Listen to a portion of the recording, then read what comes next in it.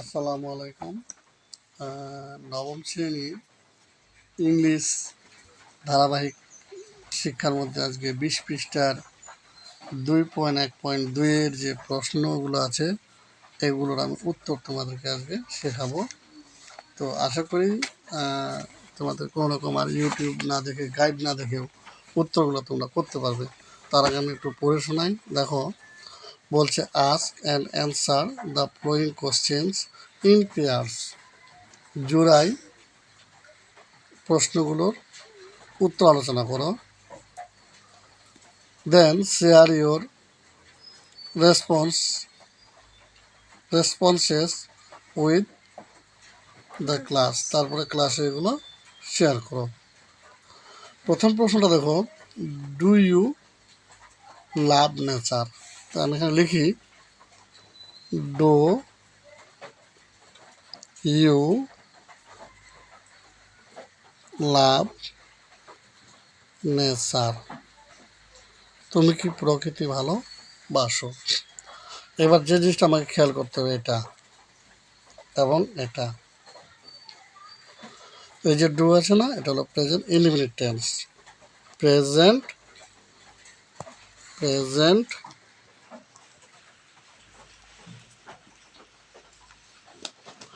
Indefinite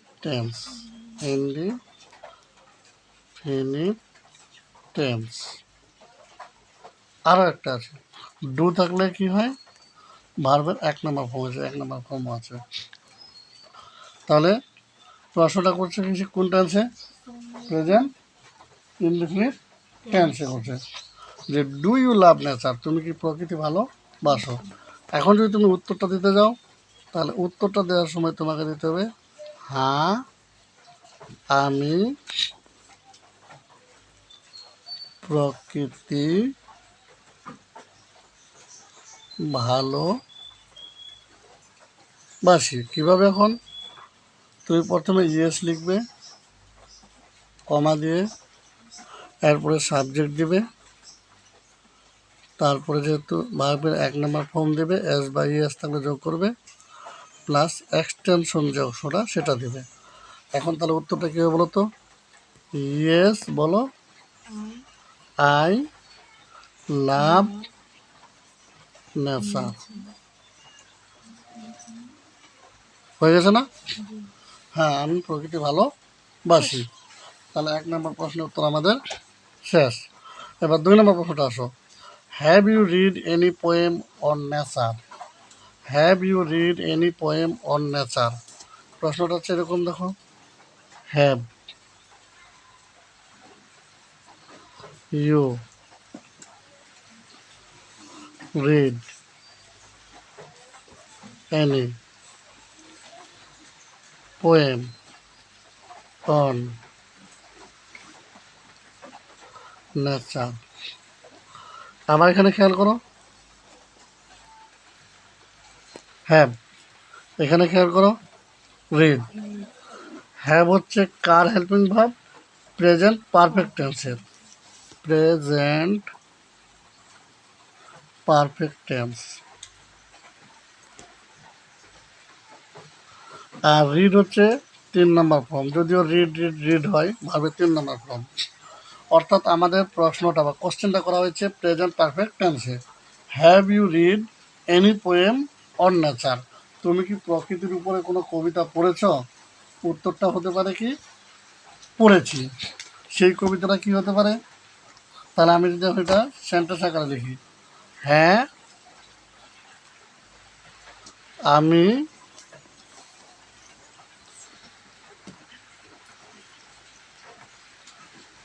প্রকৃতির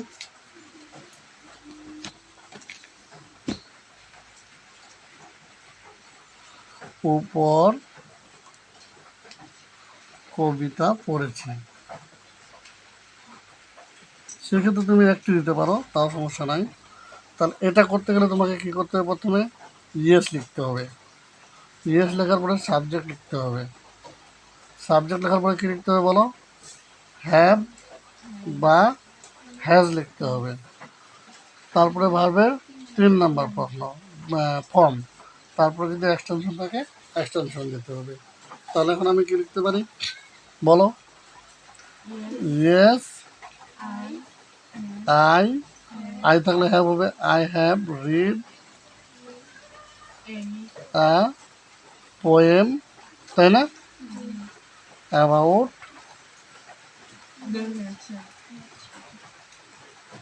nature. দা আছে কি প্রশ্নের মধ্যে আমাদের?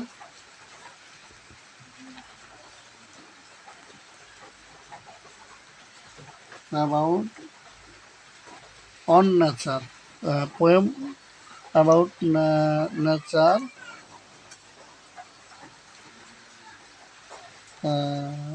কমা দিয়ে অন দা grasshopper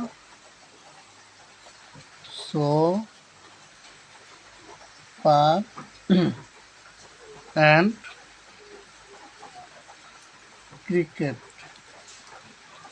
ঘাস ফড়িং এবং ঝিঝি পোকার উপরে আমি একটি কবিতা পড়েছি, যেটা বাই জন কিটস, জন কিটসের লেখা। John Keats by John Keats. শেষ। তাহলে আমার কয় নম্বর প্রশ্নের উত্তর শেষ? 2 নম্বর প্রশ্নের উত্তর শেষ। কি? Have you read any poem on nature? আমি উত্তর কি লিখলাম? Yes I have read a poem about nature on the grasshopper and cricket by John Keats. এবার 3 নম্বর প্রশ্নটা হচ্ছে একটু ইন্টারেস্টিং প্রশ্ন। দেখো, does he use any literary elements? Sorry, ভুল করছি। 3 নম্বরটা দেখো, how does poet depict nature poem? কবি এই কবিতায় প্রকৃতি সম্পর্কে কি বর্ণনা করেছেন? কি বর্ণনা করেছেন? তাহলে এটার উত্তরটা হবে আমাদের এই যে বইয়ে দেওয়া আছে, এই যে কবিতাটা, এই কবিতাটার সারাংশটা লিখে দিলেই হয়ে যাবে। Defeat sense of beauty. তাহলে এখানে প্রশ্নটা আমরা আগে দেখি। হাউ ডাজ, 3 নম্বর প্রশ্ন দেখো, হাউ ডাজ দ্য পয়েট, কি হয়েছে, defeat nature in the poem? দেখো তো এখানে কি আছে, তারপরে কি আছে, ডিপিট আছে না? তাহলে এটা কোন টেন্স বলো তো? ডাজ থাকলে কোন টেন্স? প্রেজেন্ট ইনডিফিনিট, ভার্বের 1 নম্বর ফর্ম। তাহলে অ্যান্সারটা কি করব, এটুকু নিব আগে।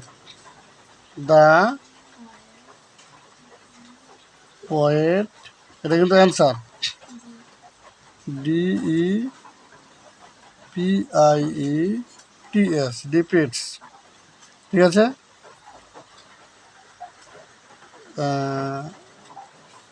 The poet depicts on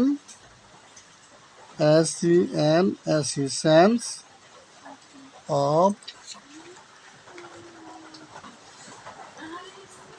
beauty.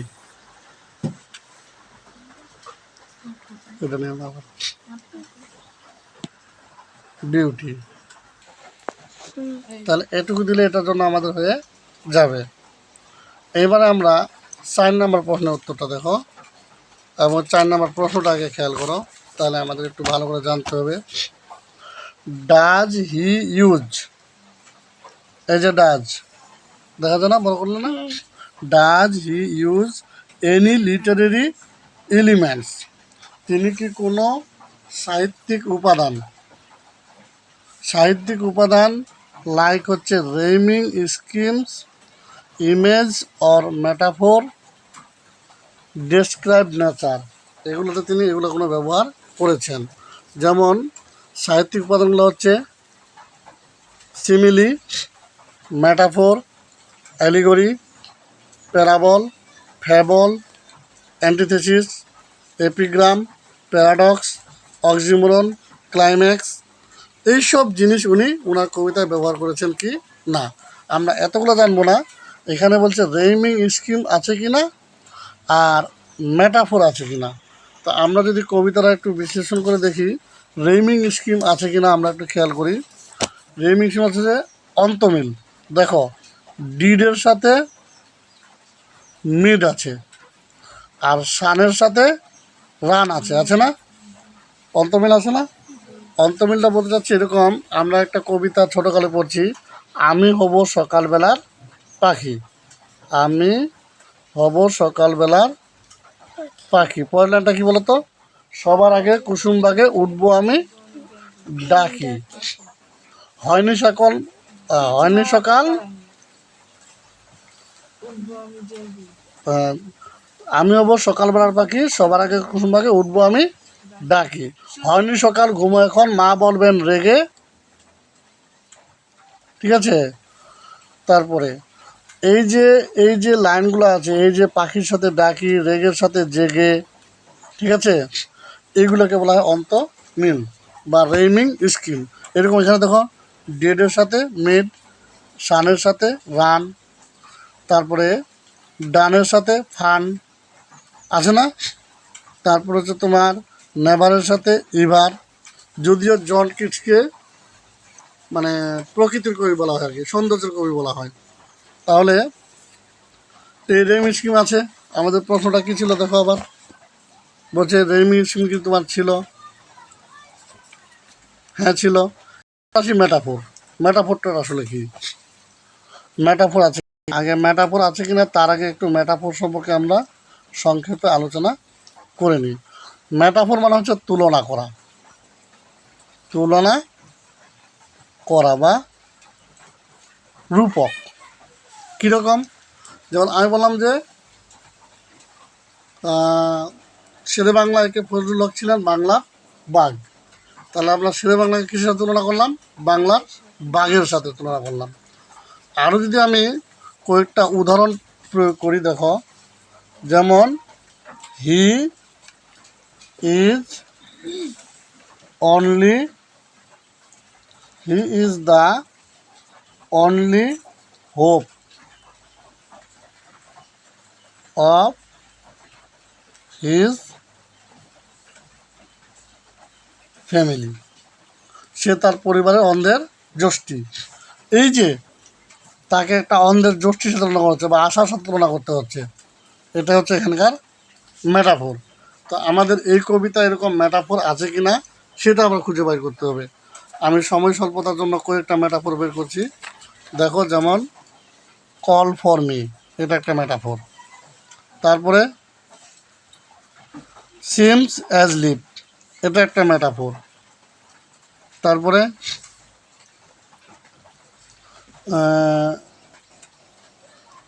এই যে স্যাডনেস অফ ফেয়ারওয়েল, এটা একটা মেটাফোর। তাহলে এগুলো সব কি? মেটাফোর। তাহলে এই কবিতায় কী আছে? মেটাফোর আছে। এখন আমি অ্যান্সারটা কেন লিখবো দেখো, অ্যান্সারটা লিখবো এখান থেকে শুরু করব। হি ইউজেজ, কারণ এটা কোন টেন্সে আছে? প্রেজেন্ট ইনডিফিনিট টেন্সে আছে, উত্তরটা হবে ইনডিফিনিটে, হি ইউজেজ। তারপরে যা আছে তাই লেখো, literary elements like rhyming scheme, যেমন কি লিখবো? তাহলে আমি লিখেই দিই ভালো হবে, he uses the literary SCH literary elements, LEMENTS, elements like rhyming, RHY, rhyming, SCHEME, scheme, যেমন কি রেমিং স্কিমটা ছিল আমার কবিতার আমরা দেখি, ছিল হচ্ছে সান রান, সান রান। আর কি মেটাফোর, এরপর লিখবো এখানে মেটাফোর, META, মেটা PHOR, ফোর। মেটাফোর লিখে কয়েকটা মেটাফোরের যে আমি উদাহরণগুলো দিচ্ছি, দেখা দিচ্ছি, এগুলো লিখে দিলে অ্যান্সারটা হয়ে যাবে। তো শেষের যে প্রশ্নটা, আমাদের সময় অনেক বেশি নিচ্ছে। Do you think the use of literary elements make the poem interesting? তোমরা এখানে লিখবা, যেহেতু এখানে প্রেজেন্ট ইন্ডিপেন্ডেন্সে, তাহলে অ্যান্সার লিখবা yes I think the use of literary element make the poem interesting. তারপর যা আছে তাই, ইয়েস লিখে আই থিঙ্ক লিখে এখানে যা আছে তাই, ঠিক আছে। তাহলে প্রথম প্রশ্নটা কী ছিল? Do you love nature? তুমি কি প্রকৃতি ভালোবাসো? Yes I love nature. Have you read any poem on nature? তুমি কি প্রকৃতির উপরে কোনো কবিতা পড়েছ? Yes I have read a poem on nature. কবিতার নাম কী ছিল? On the grasshopper and cricket by John Keats. তারপরে কোনটা, how does the poet describe nature in the sense in the poem? তাহলে আমরা উত্তরটা কি বলছিলাম? 3 নম্বরটা উত্তরটা sense of beauty, sense of beauty. এখানে অনেকগুলো বলা যায়। আমাদের যে তখনকার বলা কিটসের যুগে যে রোমান্টিক কবিতাগুলো ছিল, এগুলোতে অনেক কিছু ছিল। এখানে মানে ইমাজিনের বেশি ব্যবহার করা হতো, তারপরে লিটারেরি টার্মগুলো বেশি ব্যবহার করা হতো। এগুলোকে মনে করো যে বাস্তব জীবনের সাথে রিলেটেড ছিল। এই কবিতাগুলোতে লাভ ফর নেচার ছিল, লাভ ফর বিউটি ছিল, তারপরে লাভ ফর হিউম্যান বডি ছিল। এইসব জিনিসগুলো আমরা একটু বাড়ায় লিখতে হবে। এখন তোমরা 9-এ পড়ো, এটুকু লিখলে হয়ে যাবে। Does he use any literary elements like rhyming scheme, image or metaphor to describe nature? প্রকৃতিকে বর্ণনা করতে গিয়ে তিনি কি কোনো কবিতার অন্তমিল এবং মেটাফোর, রূপক বা তুলনামূলক শব্দ ব্যবহার করেছিলেন? হ্যাঁ, করেছিলেন। আমরা উত্তরটা লিখে দিয়েছি। Do you think the use of literary elements make the poem interesting?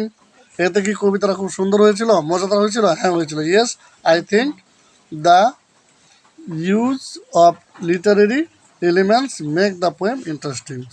And that's all. Thank you. আসসালামু আলাইকুম।